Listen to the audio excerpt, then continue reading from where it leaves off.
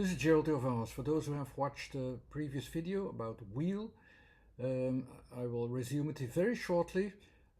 This is a series of videos about letter meanings. Wheel very much was expressing form, expressed by the last letter L, a form which showed you how much we were actually with that focus upon that form, were focusing upon how much we could, how much we had to adapt to all the changes that were happening, and were adaptive also to all the changes that are happening. How does it come then that a word which from sound alone is just one letter difference, just the last letter, which doesn't end in L but in K, can be so much different that even almost has the sense that it has no control over what's happening there, while the wheel is completely in control of all the movements. How can just one letter be so much a difference? And I'll show you in this video what that difference can be, but it's also about how it has been written. Of course, there's no H in there. H mostly is related with a little bit more consciousness about what you can do with all your ability, with all the things that you, all the things in general, what you can do with it. Here, the order of letters will have a meaningfulness as well, but I will tell you how it comes and how you come to that different word and differently organized result.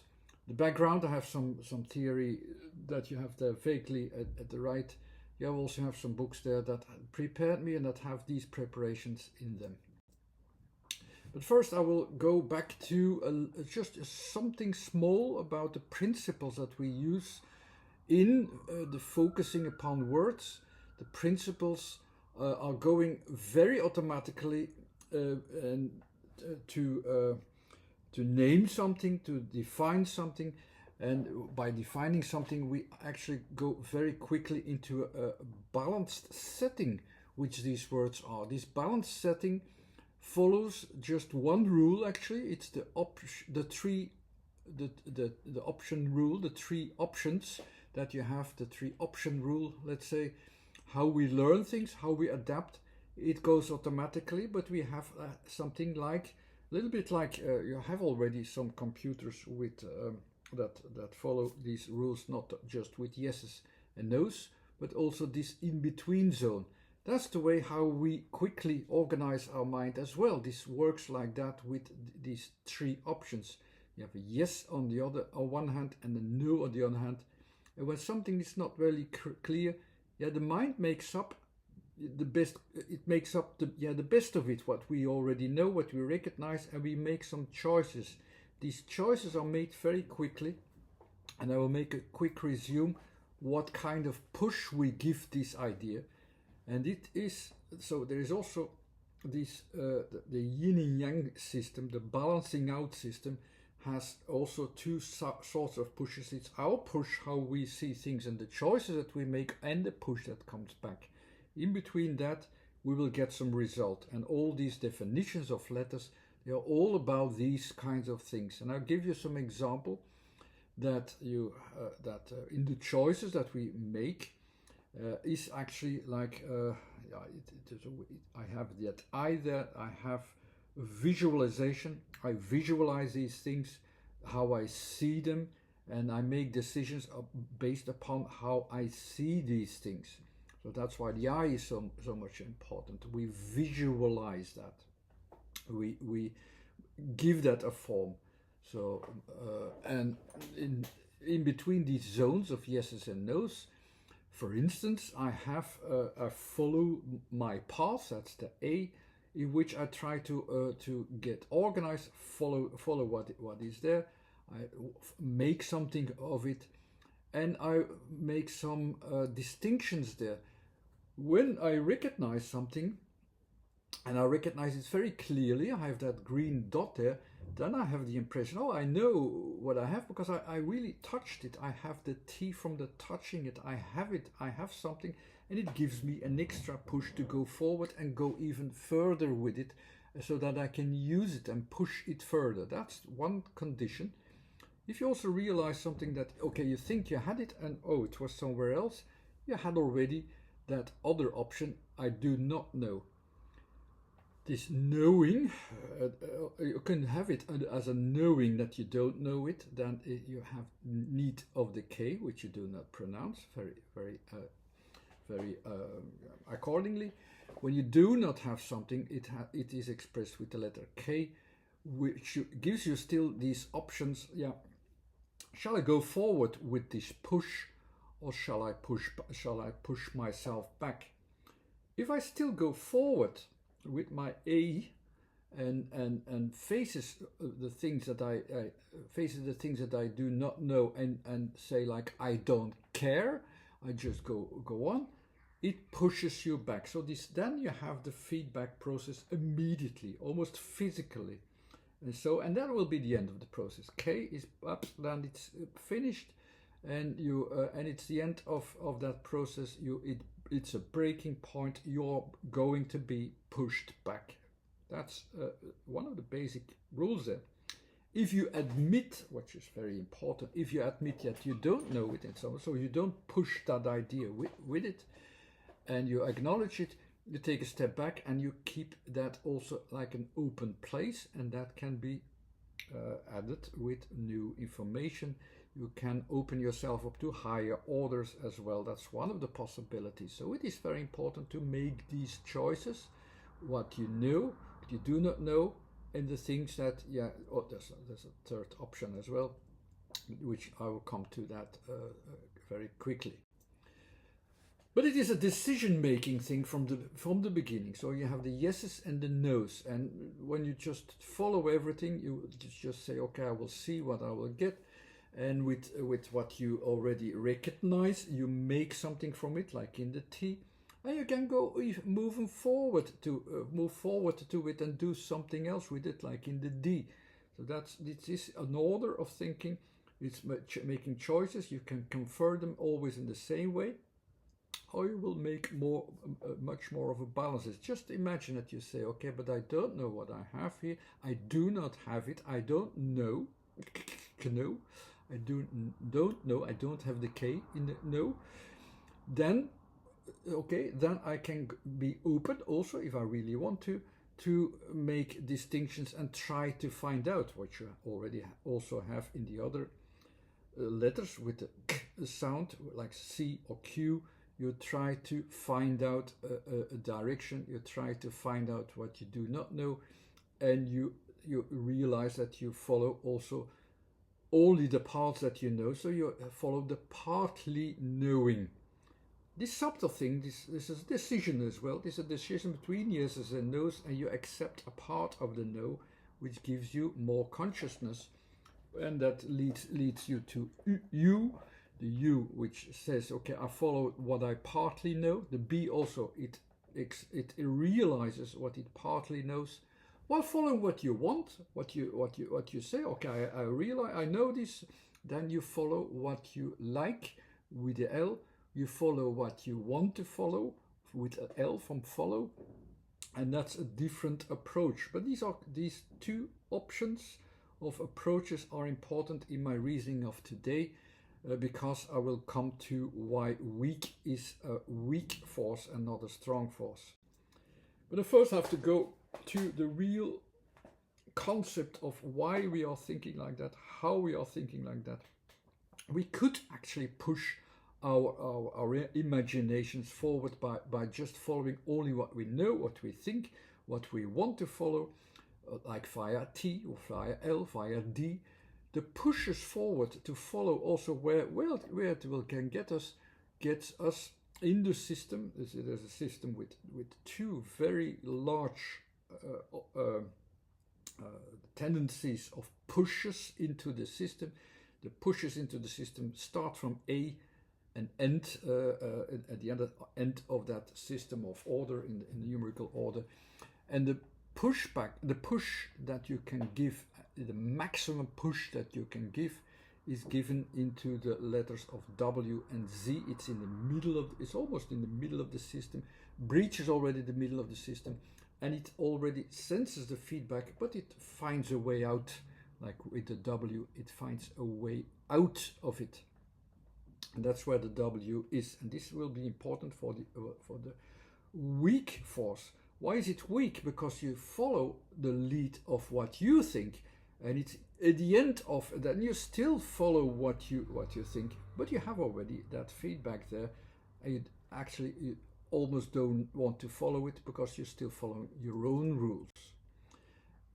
And the pushing the maximum out of what you think.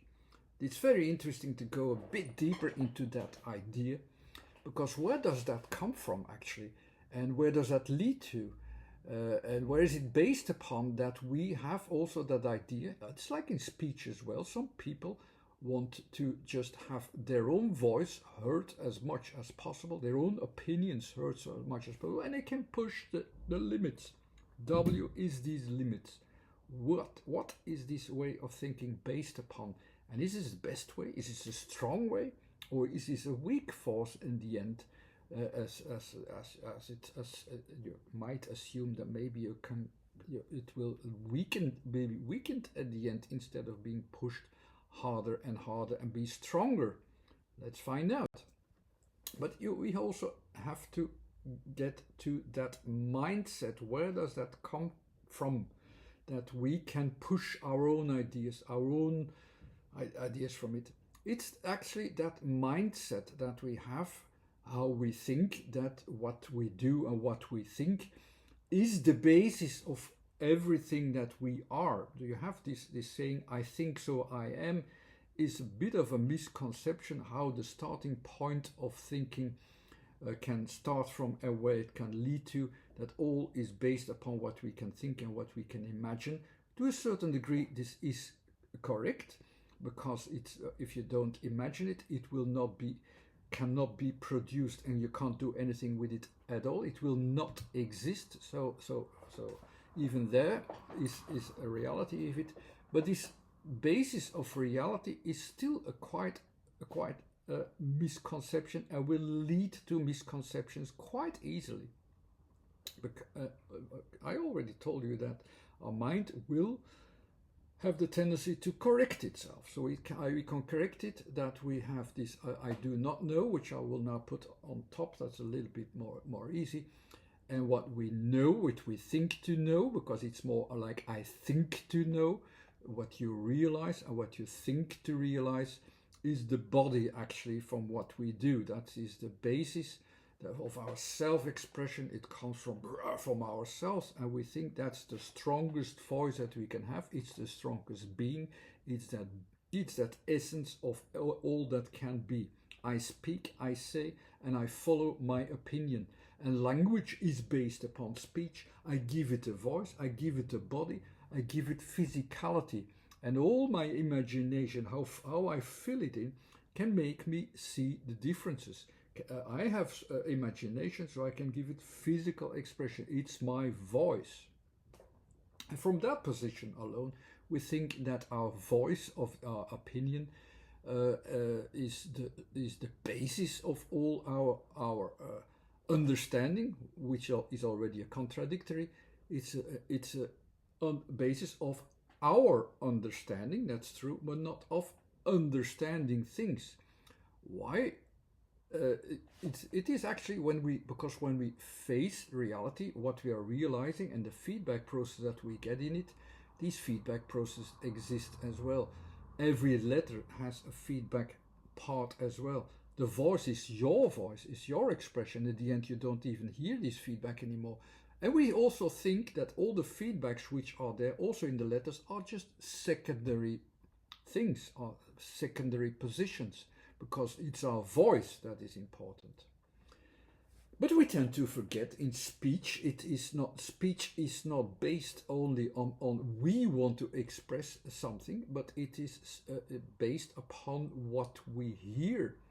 So the basis is actually our hearing, because if we want to see what do we have in our speech, we have actually also we have to go to the source, and the source is that distinction.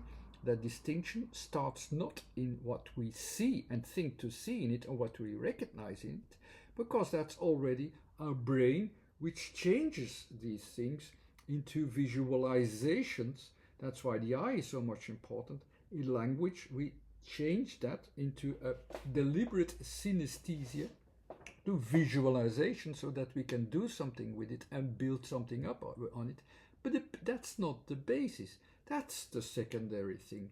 The first thing that we have, the cause of speech and how the things are having a distinction in the first place, is based upon the hearing. And this hearing has the feedback notes and the speech itself, the speech which is dominant when we speak. But if the other ones speak, we don't pay attention so much on this bodiness of voice. We also hear on that feedback process. There is already that idea. So the secondary thing of what we hear is actually that speech expression. Why is it a secondary? We all already make a detour, if I use the right word. We're using our brain to change it into visualization, and it's limited by what we know, what we can do. We imagine things. We could even imagine things. All things that we emphasize by emphasizing that physicality in it is actually all based upon the limitations of our understanding, the estimation how we can change it into a visualization process. You know already how difficult it is, in my theory, also to change the letters into a visualization process. We're not so good in it. We think we are because we think, and so that thinking is now based upon opinion. So we think that has the loudest voice, so that's the most important thing. But we forget that part of that feedback, and it's all there. And before you know it, we have so much loud voice that it's getting in an echo. It's no longer sharpening the vision into what we see, and it's getting vague ideas, vague expressions, out of focus expressions, so on. And even when the feedback process gets louder and louder, we don't hear it until it's so loud that it's breaking this whole situation. That's where the K comes in. But here I have to go also back all the way to the beginning of times of the human race.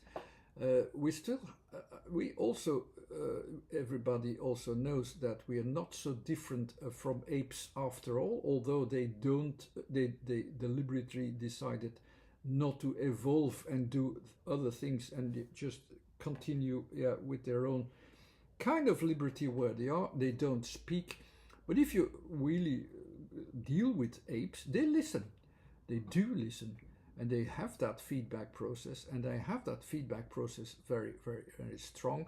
But they don't use their voice so much. They also, when we have conversations with apes, which we do, and there are also records of learning a language to the animals, they never ask a question. They don't have the questions, they just listen because they're based in that feedback process. So it is a different way of thinking, because they can't make mistakes. They're not busy with opinions, they're not busy with these things. They balance these things out immediately from the feedback process. So don't underestimate the apes, the primer evolutionary stage. Don't underestimate them.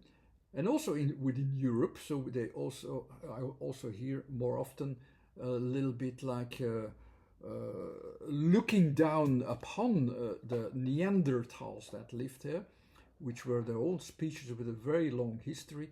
They didn't have speech. They didn't want to have a voice, I even assume, but they did have that balance. I believe in that. Also within Europe, we also know that there was that Druid cult, which was very strong, and they knew about things that were happening somewhere else in the world, but they didn't want deliberately writing down all these decisions, because it also comes down sometimes not about ability, but sometimes all decisions.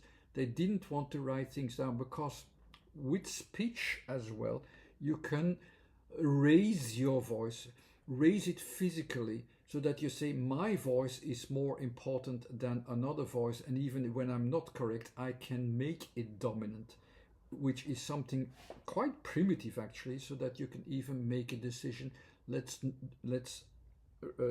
act and react to with each other in a different way. It could be a deliberate way of communicating. The same with writing. We don't write anything down because it can be abused, because you don't have that balance, you don't have that feedback. There was an oral tradition, and the teachers in general were always oral, because then you could meet people who were where you were certain that they understood things and they were in balance, and you could give a balanced out feedback process. These feedback processes are not so important now anymore, because it's this voice, it's our mind, our opinion. So, but the dangers in all of these groups were also clear, that they didn't have these dangers so much.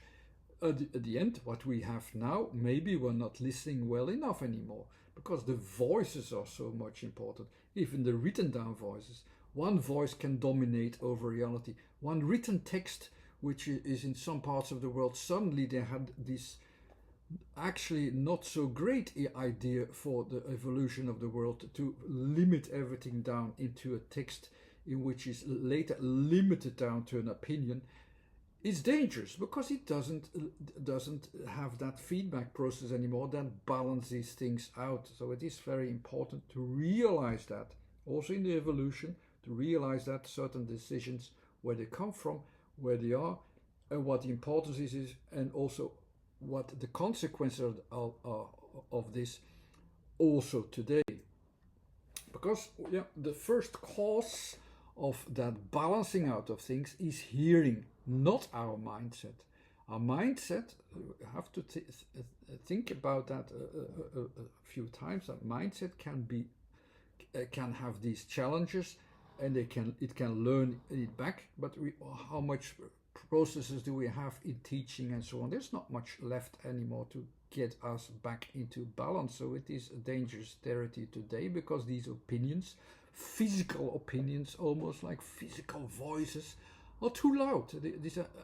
You have too many opinions that push forward. They push forward. That's why I wanted to emphasize this pushing forward of the mindset, which leads to the W, is not such a strong thing as we think. We realize things, we are busy with realization, but if we don't have this adaptation process so much, we also only create that very, very limited understanding. And this feedback process which is there, it's not about others' opinion. It's about circumstances with the real feedbacks of what is realized, what can be realized, and all these things. Even in voices, in the categories of my letters, it's all important to get that balance back. From the push alone, from the mindset, it will not create a strong force, because the W in the end is very much about what I want and how I can control things. In the word of wheel, we knew it led us quite well. We were leading to an adaptation as well, because we had the letter H in it, we had the sound of E in it. It was dealing with the balances that were there, that were livable for everybody. So in that way the wheel was also making adaptations to the circumstance that there were. But what is it purely from with the W alone? No, it's just only saying, okay, what can I make from it? What can I make from it? What I want a little bit. So it's already that confrontation, which isn't already from this viewpoint, it doesn't sound such a wonderful idea, even as that wonderful is with the W. With weak, we had a few extra letters, so the A also sees where it can get us.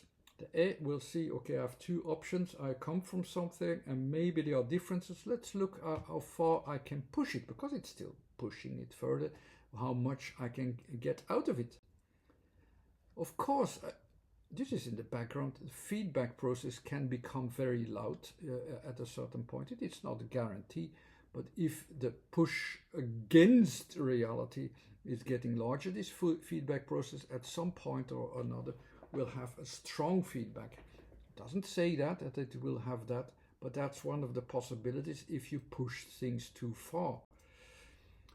W alone is just pushing, just so this mindset forward. With A, it will learn it from it, it will go there. If you just look at the W, it is already saying like I have this push in my direction, but it has also push back, and let's see how far that will get. It is actually a weak force, and we will adapt only in that way that we try to push it as far as we want, like with the W, as far as we can do something with it and so on. But if after A follows the results of this with K, it emphasizes that you have these two directions. You have your push forward of the mindset and you have the reality which pushes back. W on its own tries to balance it out at the end of your pushes. Balances also, okay, what can I make from it? Maybe I can still make something from it, because the force has been weakened also, and let's see what I still have left is more the essence that I have emphasized more before. But if it ends with K, K is that breaking point, then it also ends at that breaking point. It emphasizes that part of, okay, be careful, it is just only a weak force. It doesn't mean that you will break at that point, but it's a weak force. So you can't do so much with it. And that was my message of today, of course. So on its own, it's a weak voice. With the W, we are already dealing with differences that we see, with some pushbacks that we have over there, and we will deal with these differences, how we are as one. Doesn't say we will have a really tough pushback, but that does also wants to say that we don't have a strong force. The W is a weak force. And that's the message for today. I hope you enjoyed. Thanks again for watching. Bye bye.